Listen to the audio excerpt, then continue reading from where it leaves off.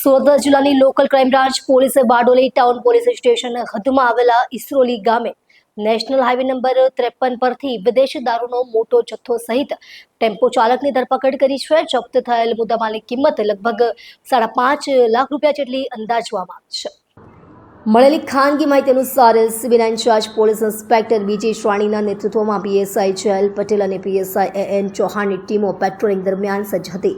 તેમને મળેલી ચોક્કસ માહિતી મુજબ એક બંધ body Tata Ace tempo number MH43BG4721માં એક ઈસમ સેલવાસ ખાતેથી વિદેશી દારૂનો જથ્થો લઈને નંદુરબાર થઈને સુરત તરફ આવી રહ્યો છે. આ માહિતીના આધારે એલસીબીની ટીમે ઇસરોલી ગામ પાસે નેશનલ હાઈવે પર આવેલા 3 વલ્લા બ્રિજ નજીક વોચ ગોઠવી હતી. થોડા જ સમયમાં શંકાસ્પદ ટેમ્પો ત્યાંથી પસાર થતા પોલીસે તેને રોક્યો.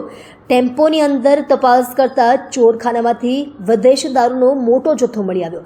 જપ્ત થયેલ મુદ્દામાની કુલ કિંમત ₹5,58,840 જેટલી અંદાજવામાં આવી છે. ટેમ્પો ચાલકની પોલીસે ધરપકડ કરી છે. દારૂનો જથ્થો કોણે ભરવાનો અને મંગાવ્યો તે સંબંધી તપાસ ચાલુ છે.